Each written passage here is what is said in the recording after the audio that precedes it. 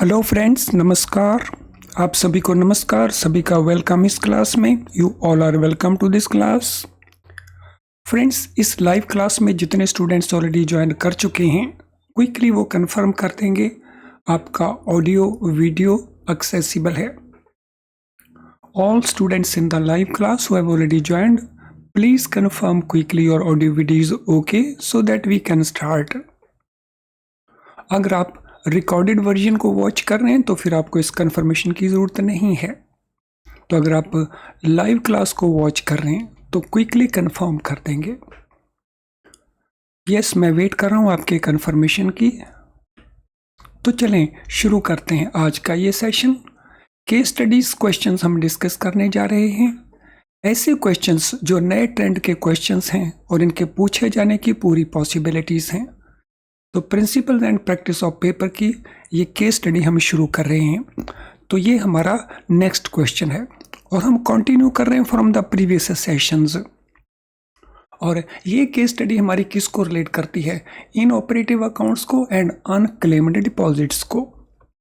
तो चलें देखें क्या क्या क्वेश्चंस हमने सॉल्व करने हैं।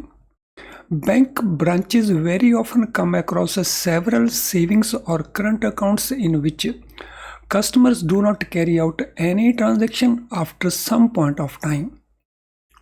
बैंक ब्रांचों में ऐसा देखा गया है कि कई सारे सेविंग्स अकाउंट और करंट अकाउंट में कस्टमर्स ट्रांजैक्शंस नहीं करते हैं कुछ समय के बाद। Similarly many fixed deposits remain unclaimed after maturity for prolonged periods। ऐसा भी देखा गया है कि कई सारे फिक्स्ड डिपॉजिट अकाउंट वो भी ओवरड्यू होने के बाद क्लेम नहीं किए जाते लंबे समय के लिए। Such accounts carry risk of being used for fraudulent activities by unscrupulous persons. इस प्रकार के जो अकाउंट हैं इनमें रिस्क बना रहता है, जोखिम बना रहता है कि इनको फ्रॉडुलेंट एक्टिविटीज के लिए कई लोग यूज कर सकते हैं। According to RBI directions, banks need to adopt a proactive action। इस प्रकार के अकाउंट्स के लिए रिजर्व बैंक ऑफ इंडिया की डायरेक्शंस क्या कहती हैं कि बैंकों को अडॉप्ट करना होगा एक प्रोएक्टिव एक्शन, यानी फ्रॉड हैपन होने से पहले एक्शन करना होगा। इसी संबंध में answer the following questions related to this aspect. कुछ क्वेश्चंस हैं जो हमने आंसर करने हैं, जो हमारी इस केस स्टडी का पार्ट है। तो चलें शुरू करते हैं इन क्वेश्चंस को। ये हमारा पहला क्वेश्चन है, banks should review current accounts, saving bank accounts, FD accounts in which there are no operation for a specific period. What is that specific period and what is the review period? तो बैंकों को review करने होंगे कौन से account? Current accounts, saving bank accounts, FD accounts में वो accounts जो ओवरड्यू हो चुके हैं, तो जिनमें कोई ऑपरेशंस नहीं है। सेविंग करंट में कोई ऑपरेशन नहीं, एफडी ओवरड्यू हो चुका है, अनक्लेम्ड अमाउंट पड़ा है फॉर ए स्पेसिफिक पीरियड। अगर वो विदाउट कोई ऑपरेशन है फॉर ए स्पेसिफिक पीरियड, तो वो स्पेसिफिक पीरियड कितना है? नंबर 1। सेकंड, ये जो रिव्यू करना है वो रिव्यू का पीरियोडिसिटी कितना है, यानी यहाँ पे हमने 2 क्वेश्चन का आंसर प्रोवाइड करना है। तो बताएं जरा क्या आंसर बनता है क्वेश्चन नंबर 1 के लिए। So what is your answer?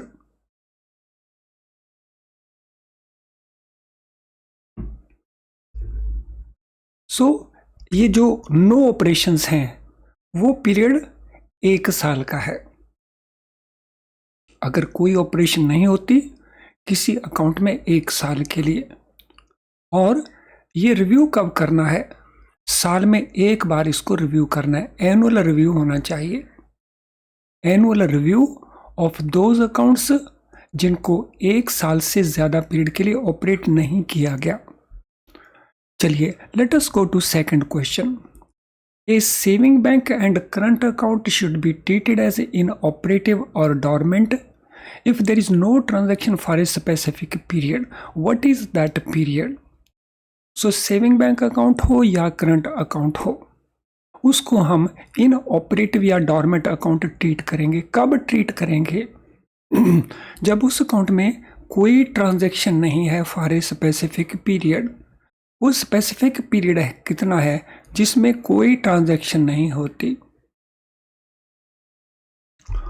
और यहाँ पे हम जो ट्रांजैक्शन की बात कर रहे हैं उसको हम कहते हैं कस्टमर इनिशिएटेड ट्रांजैक्शन। तो कितना पीरियड है? क्वेश्चन नंबर 2 का आंसर क्या बनेगा? What is answer for question number 2? So this period is more than 2 years, 2 साल या उससे ज्यादा। ओवर 2 years, 2 साल से ज्यादा। सो किसी सेविंग बैंक अकाउंट में, करंट अकाउंट में अगर ट्रांजैक्शन 2 साल से ऊपर हो गया समय और कोई ट्रांजैक्शन नहीं होती है तो उसको हम क्या ट्रीट करेंगे? इन ऑपरेटिव या डॉर्मेंट हम उसको ट्रीट करेंगे। Service charges levied by the bank और interest credited by the bank whether it will be taken as part of customer operation for the purpose of deciding operations. तो ये जो 2 साल का पीरियड है या ये 1 साल का जो पीरियड है, तो इसमें हम जब कहते हैं कोई ट्रांजैक्शन नहीं हुआ, अगर उन अकाउंट्स में हमने कोई चार्जेस रिकवर किए या उनमें हमने इंटरेस्ट को क्रेडिट किया, तो क्या ये माना जाएगा कि वो कस्टमर इनिशिएटेड ट्रांजैक्शन है कि नहीं for this purpose? So this is the question. हमने सेविंग बैंक अकाउंट है, सेविंग बैंक अकाउंट में हमने से इंटरेस्ट क्रेडिट किया एवरी क्वार्टर और कोई ऑपरेशन नहीं हुई है, तो क्या जो हमने इंटरेस्ट क्रेडिट किया तो इसके चलते हम उसको ये माने कि इसमें ट्रांजैक्शंस हो रही हैं या ये माने कि ट्रांजैक्शन नहीं हो रही हैं। सिमिलरली करंट अकाउंट में हमने कुछ डेबिट किए चार्जेस, तो क्या उसको माना जाए कि ये ट्रांजैक्शंस हो रही हैं या ट्रांजैक्शंस नहीं हो रही हैं? फिर आंसर है कि इसको नहीं माना जाएगा कि ये ट्रांजैक्शन हो रही है। बट सम टाइम कस्टमर्स क्या करते हैं, particularly in case of a term deposit, वो स्टैंडिंग इंस्ट्रक्शन दे देते हैं कि हमारे टर्म डिपॉजिट का जो इंटरेस्ट है, क्वार्टरली इंटरेस्ट, तो वो हमारे सेविंग बैंक अकाउंट में क्रेडिट कर दिया जाए। तो क्योंकि ये ट्रांजैक्शन हम कस्टमर के कहने के ऊपर करेंगे, तो इसलिए इसको हम कस्टमर इंड्यूस्ड ट्रांजैक्शन मानेंगे, यानी कस्टमर इनिशिएटेड ट्रांजैक्शन मानेंगे। तो दिस मीन इस केस में सेविंग अकाउंट में जो क्रेडिट आएगा उसको माना जाएगा कि ये ट्रांजैक्शन कस्टमर कर रहा है एंड अकॉर्डिंगली उसमें वो 2 साल का जो पीरियड है एप्लीकेबल नहीं होगा। या एप्लीकेबल होगा तो तब होगा जब टर्म डिपॉजिट का इंटरेस्ट मैच्योर होने पे इस अकाउंट में क्रेडिट होना बंद हो गया, तो उसके 2 साल के बाद इस अकाउंट को हम इनऑपरेटिव में लेकर के जाएंगे। चलें अगले क्वेश्चन को करते हैं। If bank sends letter to customer to resume operations, अगर कोई saving bank account, current account operate नहीं हो रहा और बैंक उसको नोटिस भेजता है कस्टमर को कि आप ऑपरेशंस को रिज्यूम कीजिए, उस केस में account holder replies giving the reasons acceptable to bank whether such account should be treated as inoperative or operative। तो कस्टमर अगर रिप्लाई भेजता है, कोई रीज़न बताता है और रीज़न हमें वो एक्सेप्टेबल है कि जेन्युइन रीज़न है जिसके कारण इस अकाउंट में ऑपरेशंस नहीं किए जा रहे, तो उसको हम ऑपरेटिव में रखेंगे या इनऑपरेटिव में रखेंगे। अगर वो क्वालिफाई करता है बीइंग inoperative,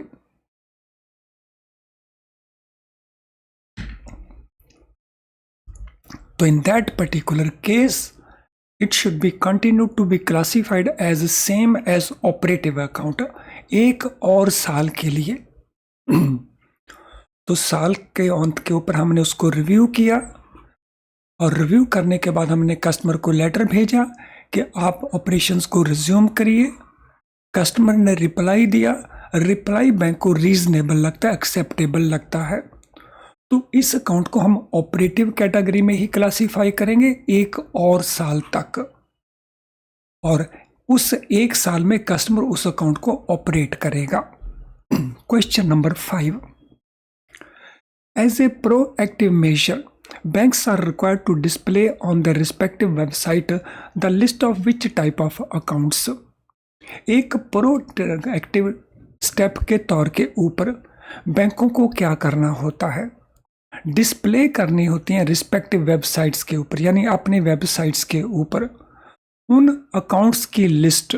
तो हम यहाँ पे किन अकाउंट की लिस्ट बात कर रहे हैं, तो the list of which type of accounts. तो this is the question, question number 5।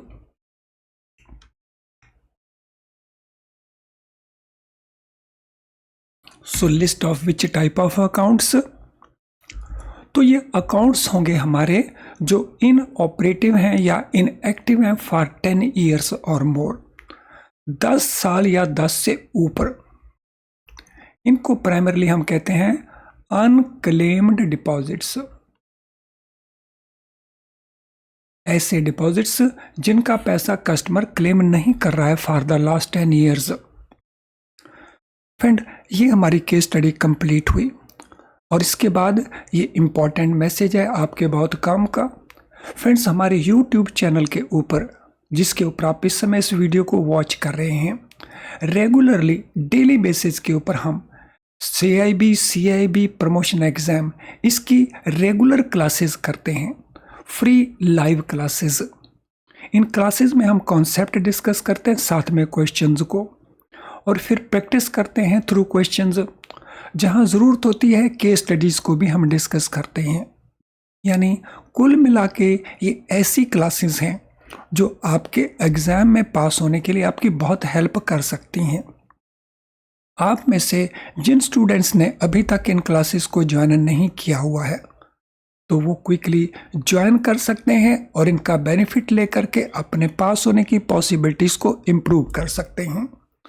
तो वेट मत करें, इमीडिएटली उनको ज्वाइन कर लें और साथ में चैनल को सब्सक्राइब कर लेना ताकि हमारे नोटिफिकेशन आप मिस ना करें। तो चलें अब अगले क्वेश्चन के ऊपर चलते हैं। तो ये हमारी नेक्स्ट केस स्टडी है। हमारी ये case study depositors education and awareness fund को लेकर के, जिसको शॉर्ट में हम DEAF कहते हैं। तो चलिए पहले देखते हैं हमने बताना क्या है, हमें बताया क्या गया है। A bank branch is having large number of inoperative accounts. It proposes to comply with RBI directions on such accounts and transfer the balance to DEF. In this context, answer the following questions. तो ये किस तरह की branch है जिसमें large number of inoperative accounts हैं और branch चाहती है कि रिजर्व बैंक ऑफ इंडिया को जो डायरेक्शंस हैं इन अकाउंट्स को रिलेटेड उनका कंप्लायंस किया जाए और बैलेंस जहां जहां ट्रांसफरेबल है डेफ को ट्रांसफर कर दिया जाए। इसी संदर्भ में इन दिस कॉन्टेक्स्ट हमने कुछ क्वेश्चंस के आंसर प्रोवाइड करने हैं। तो चलिए देखें ये आंसर्स, ये क्वेश्चंस क्या क्या हैं। तो first question, the balance in which type of accounts are required to be transfer to DEAF. So DEAF को जो हमने बैलेंसेस ट्रांसफ़र करने हैं वो किस टाइप के अकाउंट्स के बैलेंसेस ट्रांसफ़र करने हैं, हमने बताना है type of accounts. Yes, what will be your answer. आसान सा क्वेश्चन, आई एम श्योर आप में से ज़्यादातर स्टूडेंट इसका आंसर दे पाएंगे।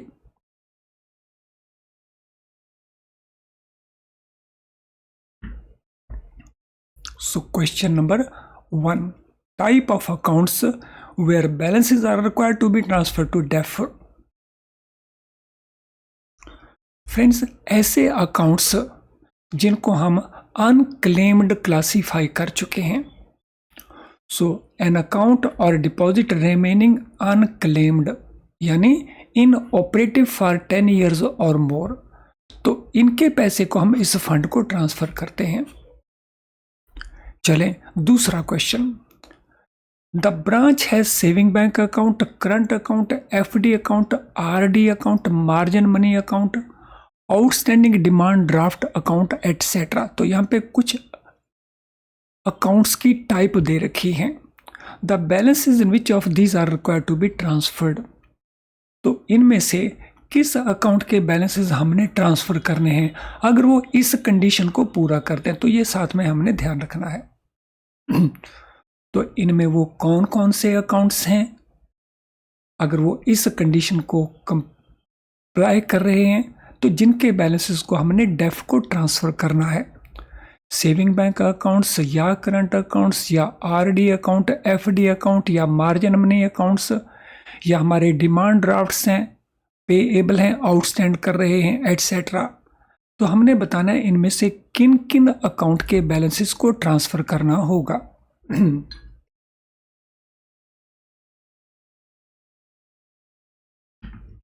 सो what is answer for question number 2? Friends, इन सभी तरह के बैलेंसेस में, अकाउंट्स में जो भी बैलेंसेस होंगे उनको ट्रांसफ़र करेंगे। अगर मार्जिन मनी अकाउंट में पैसा पड़ा है लेकिन 10 साल से ऊपर हो गए हैं, उसमें ऑपरेशन नहीं हुई, या डिमांड ड्राफ्ट हमारे पास आउटस्टैंड करता है कि कोई पेमेंट उसका नहीं लेने आया, रिकरिंग डिपॉजिट अकाउंट ओवरड्यू हो चुका है, 10 साल तक क्लेम नहीं किया जाता, एफडी अकाउंट है या करंट अकाउंट सेविंग बैंक में ऑपरेशंस नहीं होती 10 ईयर्स और मोर, तो इनके बैलेंसेस को हम ट्रांसफ़र करेंगे। What is the time limit during which this amount is to be transfer to the bank to DEAF? Time limit कितना है जिस टाइम लिमिट में हम इस अमाउंट को डेफ को ट्रांसफर कर देंगे? तो एक बार अकाउंट अनक्लेम्ड डिपॉजिट बना तो कितने पीरियड में इसके बैलेंस को हमने ट्रांसफर करना होगा? ये हमारा है question number 3 relating to DEAF.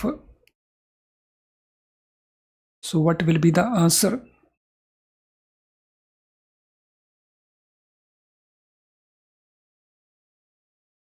Question number 3 के लिए, क्वेश्चन नंबर 3 के लिए आंसर है, ये पीरियड है 3 महीने का। 3 महीने कब से हैं? 3 महीने हैं एक्सपायरी ऑफ 10 ईयर से। सो जब 10 साल हो गए उसके विद इन 3 मंथ्स ये ट्रांसफर हमने कर देना है अमाउंट को टू डेफ। चलिए अगले क्वेश्चन के ऊपर चलते हैं। If balance is transfer to DEAF, can this be claimed by bank customer?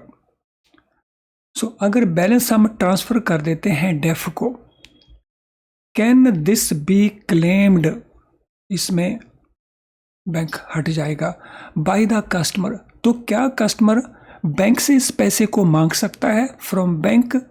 Can customer claim this amount from bank? क्योंकि ये तो पैसा ट्रांसफर कर दिया है रिजर्व बैंक ऑफ इंडिया के डेफ फंड को, तो क्या इस पैसे को कस्टमर वापस मांग सकता है? Yes, customer can ask for this.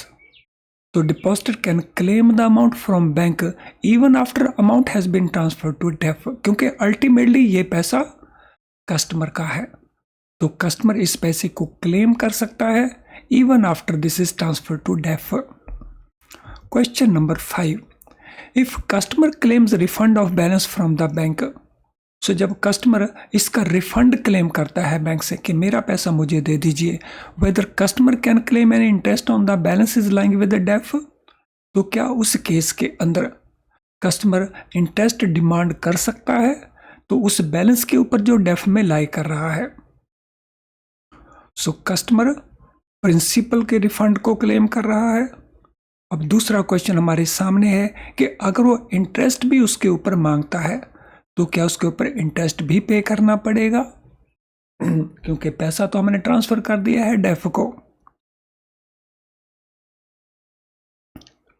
So what will be the position? Question number 5, yes, interest भी पे करना पड़ेगा, और जो रेट ऑफ इंटरेस्ट होगा वो रेट ऑफ इंटरेस्ट क्या होगा? सो रेट ऑफ इंटरेस्ट होगा 3% पर एनम सिंपल इंटरेस्ट। ये interest rate from time to time change हुआ है, और 11 मई 2021 से ये इंटरेस्ट रेट 3% का है, तो ये कस्टमर को पे किया जाएगा इतना इंटरेस्ट रेट।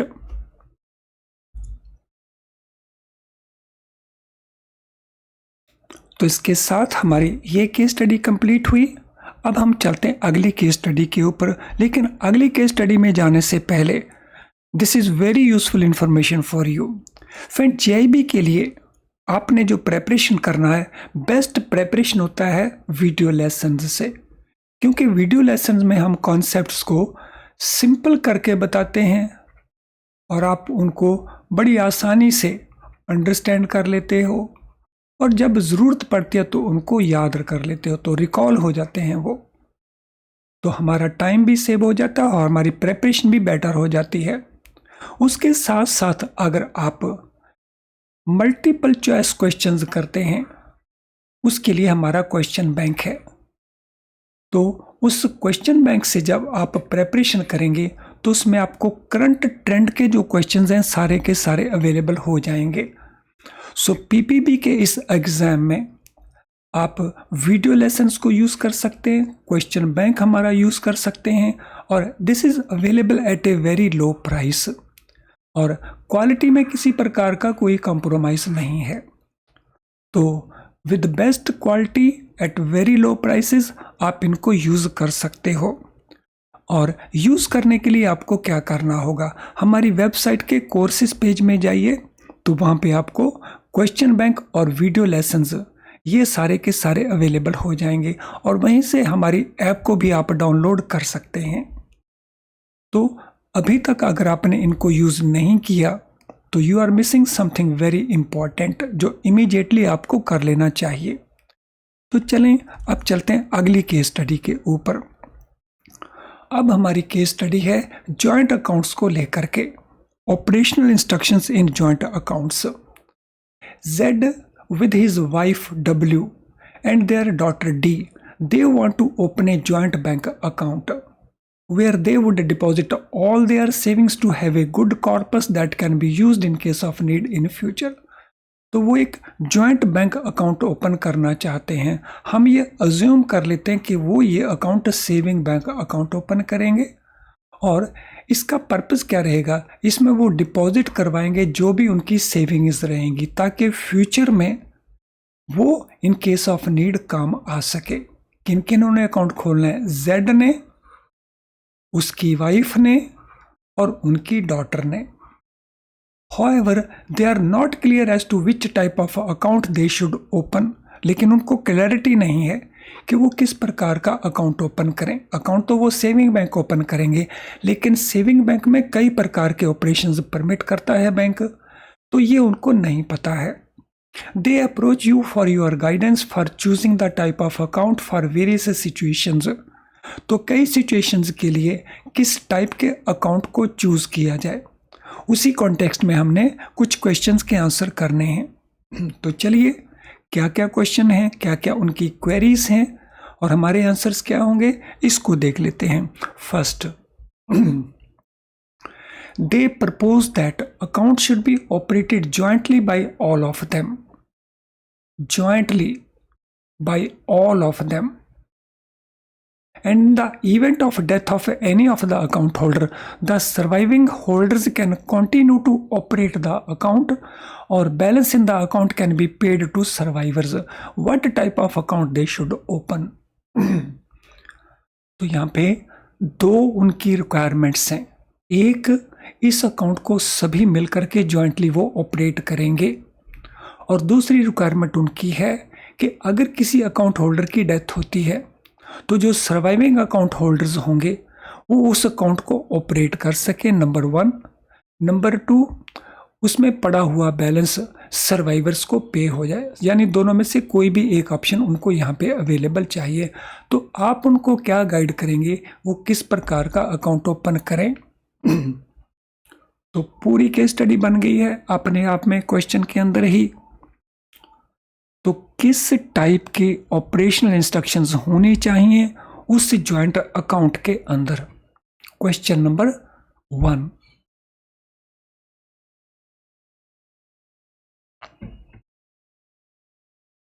तो फ्रेंड्स हमारा आंसर होगा कि ये अकाउंट, इसका जो स्टाइल होगा ऑपरेशनल स्टाइल, वो होगा जॉइंटली और सर्वाइवर्स,